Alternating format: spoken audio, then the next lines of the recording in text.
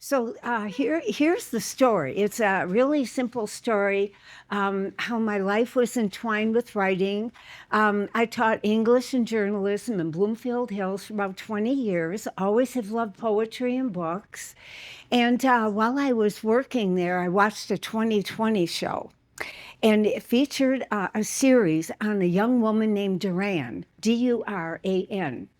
And she had been a teen runaway. And since I taught high school, I was especially interested in her life. Well, as the series on her life progressed, the people at 2020 attempted to help her because she was hooked on prostitution and heroin, and she lived in a refrigerator box turned on its side out in an alley in California. And this young woman, wrote poetry, lyrical poetry, which was stunningly beautiful. And I've always loved poetry. And her story ended up sadly. It broke my heart. She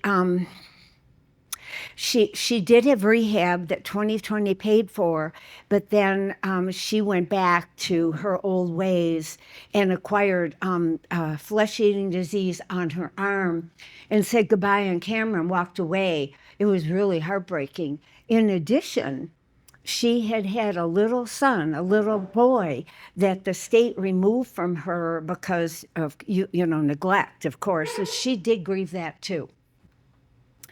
So a few years later, a part of why I retired was to write her story, but I really wanted to make it a happy story. I wanted to make her life good, so I did. But of course, there's all kinds of trouble that she has to battle to become the fine young woman eventually reunited with her son in the story. Now, this was my first novel, and even though I'm a grad of Michigan, which is rah, great school, being an English major there, we dissected the novel, we dissected poetry. We did not create. And now there are creative study degrees, which would be the most wonderful thing. So I learned to write this, my first novel, by myself, trial and error. And I can tell you, I started the book out in California. That's where she lived. And then Jeff and I had retired to Florida. So it was much easier to put her in Florida. It took 4 years. And we self-published. And I'm going to tell you in a minute why. I couldn't have done it without Jeff because it's much harder to self-publish than anyone can ever imagine. So if you're thinking of writing a book and all, nonfiction, fiction, doesn't matter. That's the story. I attended writers' groups for almost 20 years in screenwriting. And the goal of Tampa Bay Runaway is to have it put as a limited series on television. That was the goal from the start. Now, Goodreads, I didn't register with them, nothing. I don't know how this happened. Goodreads chose the book for summer reading, so the sales were very powerful. And people seemed to love the book and love the story of how, ironically, her name is Connie Mitchell. How do you like that? For coincidence. So that went well. And then the second novel, and we're working on that as a team, that'll be released soon, is China Doll Dynasty. Now, that book I wrote in Florida. It didn't even take a year. Boom, boom. After writing one, you find your voice. That's what that's called. And so we're in the process. We're going to release it ebook. And we're also going to release it audio. And I'm going to have the men talk about all those separate individual things. Now, I've begun drafting character profiles for my third novel, Murder at Devlin High. And that will have a Halloween-y presence, but not real gross or creepy or scary. So what else did I want to share with you? I think that coming to the Xemplar Club, and dear Nancy Cook brought me here, and then meeting Dylan and Ryan Mitchell changed my life. Why? Not only are they technical specialists, they're so fun to work with. We're a real team, And best of all, they have tons of creative ideas. What you're going to see, I didn't think of this stuff, like reviewing books, like giving 10 tips on how to write your first novel. And the guys told me a lot of people are, I'm not real good at checking comments because I kind of like to keep researching and writing, but they said a lot of people are saying, thank you, I think I know how to do it. So without further ado, I'd like to introduce Ryan and Dylan Mitchell. And thank you very much. Give them a hand of applause, everybody. Thank you, Vicki. Well, thank you very much, Vicki. So, we've spoken here once before, and that was when we gave you our plan to kind of help out the new Xemplar website. And since then, we have gotten involved in a lot of different projects that are not necessarily in our specialty of video. So, basically, what I'm going to walk you through is kind of how we sort of found our footing with helping Vicki distribute her book, which is something that we've never done before, but we pretty much just said yes, and we tried to find our way along the way. So, when she came to us a couple months ago at Video Work, we were excited because it was a new challenge, but we quickly found out that our goal wasn't immediately sales, it was awareness. So, in other words, instead of asking people to buy the book right out the bat, we needed to make sure people knew who Vicki actually was. So, before we could even make videos, we had to lay down the groundwork. So step one was getting the book where readers actually are. So there are 24 different online ebook storefronts, and as of now, Tampa Bay Runaway is now available on all 24, including Apple Books, Google Play Books, Kindle, and Kobo, so anyone can find it on their preferred platforms.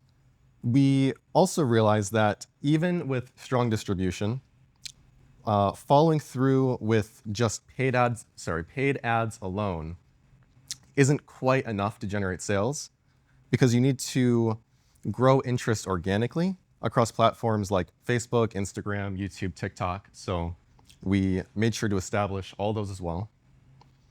And it was around this point that we figured out our goal was to make sure Vicki had a good brand awareness, and we were ready to start actually doing our specialty of making videos.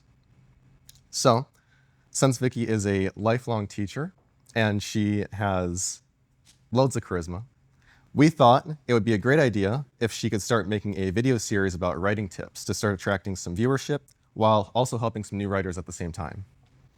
So the idea was to share quick practical steps that someone could apply right away without feeling overwhelmed.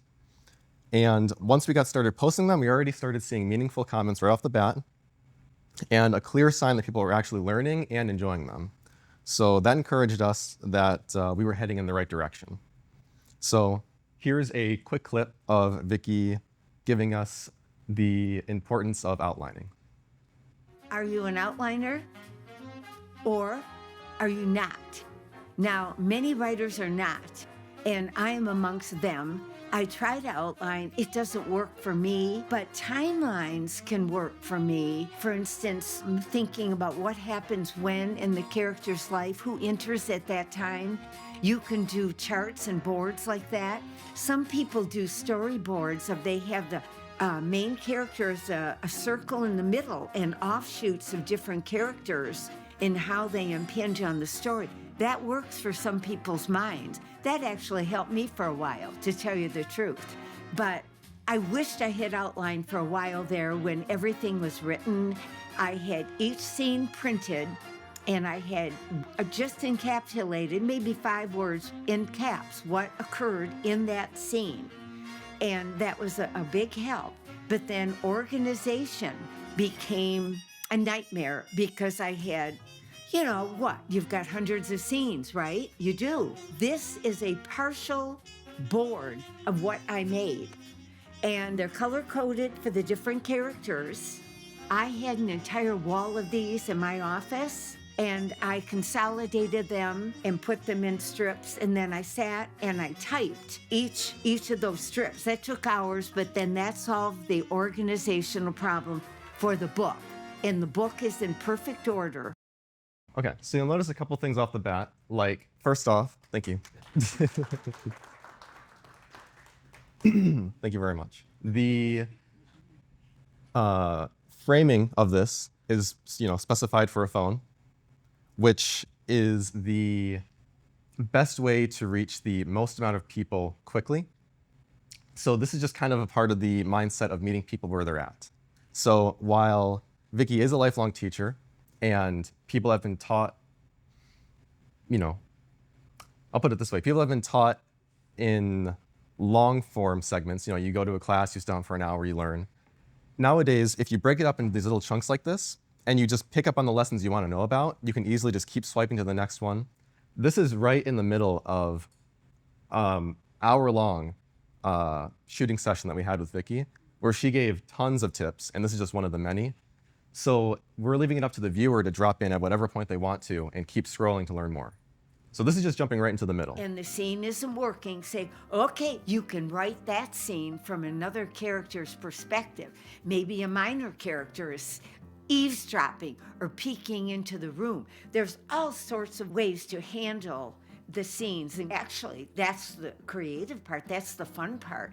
Shakespeare was famous for always having someone eavesdropping. Even on Midsummer Murder, somebody was always hiding behind a tree or a bush. It got to be a joke, but it was fun, it was cute. Is this some kind of joke? Okay, yeah, I'm glad Dylan stopped me, because that one was able to show the end screen where you encourage people to watch the next one, and you also encourage them to go follow the social medias on the other platforms, or just go right to buying the book.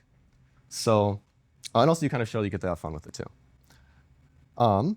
So, we saw how well those performed. People were leaving really nice comments. People are saying that it was helpful or it's just kind of fun. So that's the exact kind of engagement you want. So, our next step was we wanted to go where book discussions happen naturally. So this led us to start posting about reviews of well-known authors, such as an author called Kristen Hanna, my bad. And that one recently took off pretty well. So it connected with that audience right away and earned her a Facebook reviewer badge, which I know that sounds like, like what am I talking about? But essentially what that allows her to do is it just kind of shows off that she's a trusted member of the community. And we were able to do that on a very popular platform with a particular author who might have a similar audience to who we want. So it was the exact outcome we wanted. So that expanded her reach to thousands of readers who follow these types of books. And since then, every new post about writing or reading has gained more traction, meaning that the platform is now working in her favor. So just want to show off a quick clip from that Kristen Hanna review. Now, Four Winds is historical in nature, as was The Women. Many of Hannah's novels are impeccably, historically accurate. She researches so much. She is an amazing woman. So in Four Winds, you are going to travel with Elsa through the Great Depression and the ghastly Dust Bowl in America. So just a super quick little sample, because those ones are actually longer form. Those ones we felt would do a lot better with the community we were targeting, with Kristen Hanna's viewers. So that's where you have to know whether you need to do one that's like, for a phone, for people scrolling through, or if you need to do one that's a little bit longer form and takes its time and isn't as rapid with the cuts. So that's kind of two different kinds of videos that we've done so far. And we're pretty rapidly approaching on the present here. But just to go back 1 second, from the beginning, we wanted to turn Tampa Bay Runaway into an audiobook so that people could experience it in whatever format fits their lives. We spent a lot of time testing character voices with AI to fit tone and pacing, and it's now finally complete and ready for release across major audio platforms. And this is our attempt at essentially giving Tampa Bay Runaway a second book launch. So we're hoping that this is going to be a great third step, or I suppose fourth step, in this whole long process. And I'm just going to play a quick little sample, just a few seconds, so you can hear how the AI sounds. Sharon, shocked, but somehow relieved. His proposal of marriage? Ridiculous. He took things too far. Who did he think he was? But there were whispers from the lips of an older, wiser nurse who suspected there was more to it than met the eye. To prove so would be difficult. No cameras, no witnesses, no love notes found stuffed in a side drawer. Nothing outwardly seeming to lack propriety. Who would believe there was foul play? But hadn't another young male patient died 2 years ago on Mrs. Fuller's shift? Some staff members professed sympathy for Mrs. Fuller, losing another patient like that. After all, Mrs. Fuller was a stable, happily married woman, a woman worthy of trust. This would be depressing to such a woman. Sharon accepted their condolences with grace, acknowledging that, yes, it was a loss and so sad, but life goes on, she said, just not for James. Oh, that's it. Okay, thank you. So I just really wanted to show that off, just a quick little sample of it, because it's really impressive not only how much AI has advanced to where it can sound like a person speaking, but just to give you an insight onto the creation of this, the way it works is you input text and you can give it tags for what emotion it should be emphasizing, although it will try its best to look at the context of the scene and do it itself. But if you want to be a little more, particular, you can put in your own emotional cues and whatnot. But that's what we did. So we went through the entire book. We took it from an ebook to just plain text, dropped it in, broke it up by chapter, put the emotional cues next to each one, assigned a character to each line. And that took a long process going back and forth. And we finally have ended up with a book that we're very proud of. And people can get it very soon. But coming on to this last step here, because now we're finally at the present. So after we finalized this, we shifted our focus towards growing awareness through real people who already love books. So we're spending a lot of time finding local and genre-relevant creators online. And the goal is to find creators whose audience align with Vicky's work and have begun reaching out for them so they can review her book. And these are just some of the people who we've sent direct messages to, given them a little pitch. And the idea is we'll send you the ebook or the audiobook for free. In exchange, we just want an honest review. So that's our next step in this outreach. And the idea is that when several familiar creators mention Tampa Bay Runaway, all around the same time, their followers start seeing it repeatedly in their feeds, making it feel as though the book is suddenly everywhere and it'll gain some real traction. So that's kind of the idea. So this is our grassroots, simply book in exchange for an honest review. However they feel about it, I'm sure they'll feel great about it, but however they feel about it, the followers and all these people will hopefully be following each other. And when it shows up in their feeds, one day they're going to see just a bunch of nonstop, just Tampa Bay Runaway, everyone's talking about this book, I should check it out. So that's our next grassroots way of going about it. And then looking even further ahead, I don't think Dylan and I have talked to Vicky too much about this, but we also would like to start bringing Tampa Bay Runaway into local spaces, possibly through places like Road Less Traveled Bookstore, to connect Vicky's growing online audience with the community in person. So that kind of brings us to the end here. If you'd like to support Vicky, please check out our website and social media so you can follow along and see this next phase kind of unfold here. And as Vicky mentioned, she has new books on the way. But if you're interested in Tampa Bay Runaway, it's available everywhere as we went through. And it'll be on audio platforms this week.